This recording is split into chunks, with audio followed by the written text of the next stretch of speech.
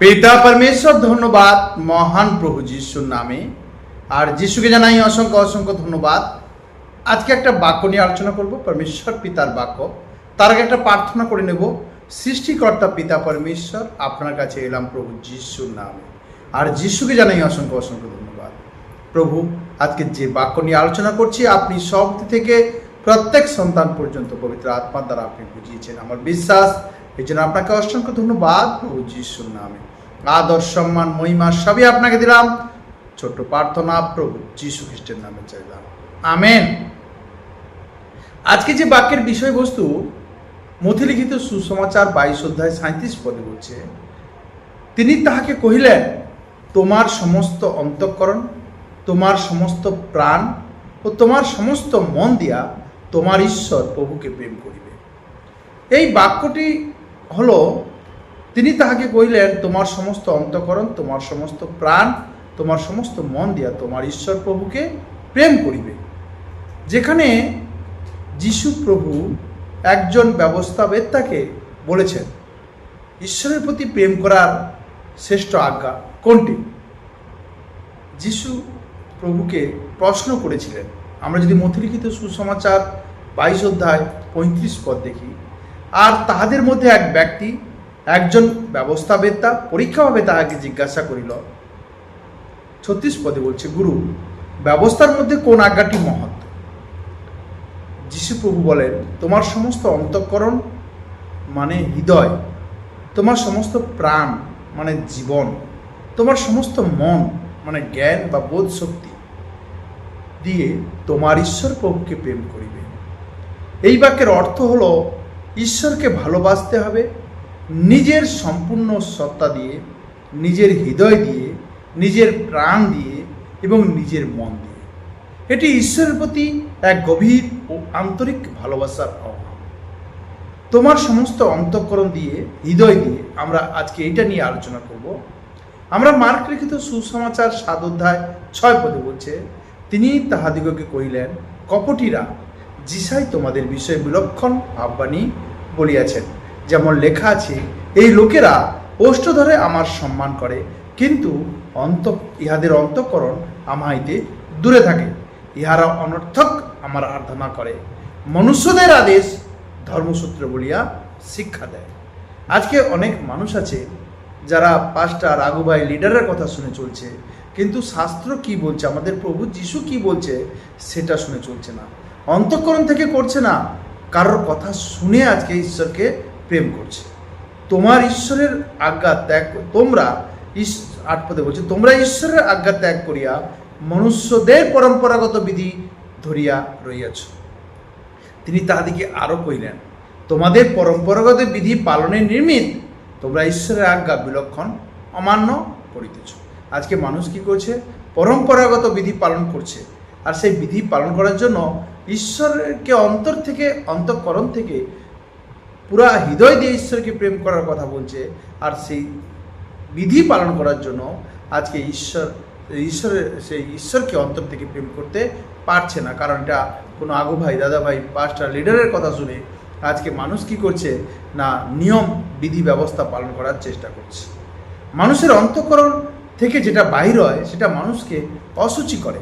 তার মানে আমরা মার্ক লিখিত সুসমাচার 15 অধ্যায় 19 পদে দেখি, কেন অন্তঃকরণিতে কুচিন্তা, নরহত্যা, ব্যভিচার, বেশ্যাগমন, চৌর্য, মিথ্যা শিক্ষা, নিন্দা আইসে, এই সকল মানুষকে অসুচি করে। কিন্তু অধৌত হস্তে ভোজন করিলে মানুষ অসুচি হয় না। আজকে মানুষ খাবার বিষয়ে অসুচি বলছে, হাত ধোয়ার বিষয়ে অসুচি বলছে, চান করার বিষয়ে অসুচি বলছে, কিন্তু আজকে বলছে যে অন্তঃকরণ থেকে যে খারাপ বিষয়গুলো আসছে সেগুলোকে চেঞ্জ করছে না। মানুষ আজকে সব কিছু নিয়ম পালন করছে, হাত ধুয়ে চান করে একেবারে নিজেকে শুদ্ধ মনে করছে, সাদা কাপড় পরে নিজেকে শুদ্ধ মনে করছে, কিন্তু অন্তঃকরণ থেকে তাদের এই কুচিন্তা, নরহত্যা, ব্যভিচার, বেশ্যাগমন, জোরজা, মিথ্যা সাক্ষ্য, নিন্দা, এই সমস্তকে কি করছে না, মেটাচ্ছে না। কিন্তু এগুলো মন থেকে কি করছে, লোকের প্রতি এগুলো ব্যবহার করছে। সেই জন্য জোয়েল ভাববাদী 2 অধ্যায় 13 পদে বলছে, আর আপন আপন বস্ত্র না ছিঁড়িয়া অন্তঃকরণ চিরো। তার মানে আমাদেরকে বলছে যে তোমরা আজকে দেখাবার জন্য যে জিনিস পরে ঘুরে বেড়াচ্ছ, সেটা না করে তোমাদের অন্তঃকরণকে চিরো এবং আপনাদের ঈশ্বর সদাপ্রভুর কাছে ফিরে আইস, কেন তিনি কৃপাময়, স্নেহশীল, ক্রোধে দয়াতে মহান এবং অমঙ্গলের বিষয়ে অনুশোচনা করেন। তার মানে ঈশ্বর প্রতিদিন এখনও সময় আছে আমরা অন্তঃকরণ থেকে ঈশ্বরকে প্রেম করি। হিংসা, চুরি, ব্যভিচার, ঘৃণা এসব জিনিসকে আমরা ছেড়ে দিয়ে আমরা ঈশ্বরকে অন্তঃকরণ থেকে প্রেম করি। কারণ যীশু প্রভুকে জানার পরে এখনও মূর্তি পূজা দিকে মানুষের কি আছে, টান আছে। আমরা জিসকেল 20:16 দেখি, কারণ তাহারা আমার শাসনকলাপ অগ্রাহ্য করিত, আমার বিধিপতি চলিত না এবং আমার বিশ্রাম দিন অপবিত্র করিত, কেন তাদের অন্তঃকরণ তাদের পুত্তলিগণের অনুগামী ছিল। তাহলে এখনও মানুষ যিশুকে জানার পরেও সেই পুত্তলিগণের অনুগামী হয়ে আছে, এখনও জগতের সেই রীতি রিবাজের প্রতি, ব্যবস্থার প্রতি অনুগমন হয়ে আছে। কিন্তু আমাদেরকে ঈশ্বর অন্তঃকরণ থেকে প্রেম করতে বলেছে। আমাদের ঈশ্বর অন্তঃকরণের পরীক্ষা করেন। আমি কি করছি, কি খাচ্ছি, কিভাবে থাকছি, কি পড়ছি, এটা দেখে না। ঈশ্বর আমার অন্তঃকরণকে দেখে। অন্তঃকরণ থেকে মিথ্যা, চুরি, বেশ্যাগমন, অশুচিতা, সরিতা, প্রতিমা পূজা এগুলো বন্ধ করেছি কিনা। আমরা যদি জিরমীয় 17:10 বলছে, আমি সদাপ্রভু অন্তঃকরণের অনুসন্ধান করি, আমি মর্মের পরীক্ষা করি, আমি প্রত্যেক মনুষ্যকে আপন আপন আচার অনুসারে আপন আপন কর্মের ফল দিয়ে থাকি। তাহলে এখানে কে সাব্যস্ত? যারা আজকে বাইরে দেখাবটি করছে, না যে অন্তঃকরণ থেকে ঈশ্বরকে প্রেম করছে? যারা আজকে বাইরে দেখাবটি করছে, মানুষের উপর নির্ভর করছে, সে কিন্তু সাব্যস্ত।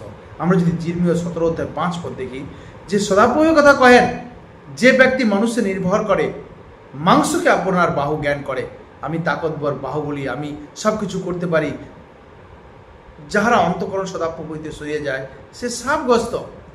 তাহলে আজ আমরা যদি আজ মানুষ কি করছে, নিজের গায়ের জোরে যা কিছু করার করছে, কিন্তু যদি অন্তঃকরণ থেকে ঈশ্বরকে না প্রেম করো, তাহলে ঈশ্বরের আশীর্বাদ থেকে বঞ্চিত হয়ে যাবে।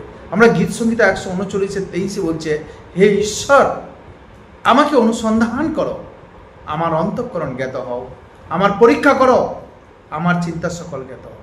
তাহলে বলছে যে আমার চিন্তাকে তুমি জানো, আমার চিন্তা সকল তুমি জানো প্রভু, আমার অন্তঃকরণকে তুমি পরীক্ষা করো, আমি তোমার প্রতি কতটা ভালোবাসি। কিন্তু আজকে আমরা ঈশ্বরকে ভালো না বেসে আমাদের ছেলে মেয়ে, তাদের প্রতি আমাদের ভালোবাসা, তাদের প্রতি আমাদের চিন্তা থাকে।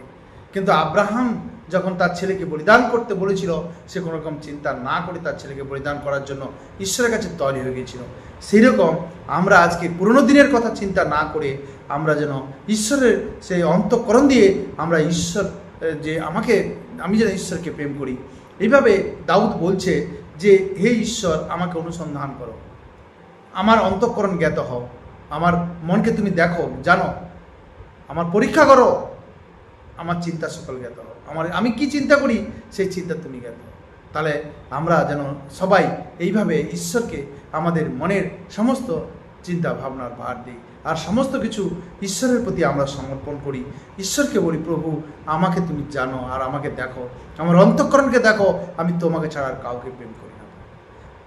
আমরা যদি অন্তঃকরণ দিয়ে প্রেম করি তাহলে ঈশ্বরের আশীর্বাদ পাবো। তাহলে আমাদেরকে বলছে যে আমাদের এই অন্তঃকরণ দিয়ে ঈশ্বরকে প্রেম করতে হবে। তাহলে আমরা বুঝতে পারলাম আজকের বিষয়টা। পিতা পরমেশ্বর ধন্যবাদ মহান প্রভু যিশুর নামে, আর যিশুকে জানাই অসংখ্য অসংখ্য ধন্যবাদ। Hallelujah, amen.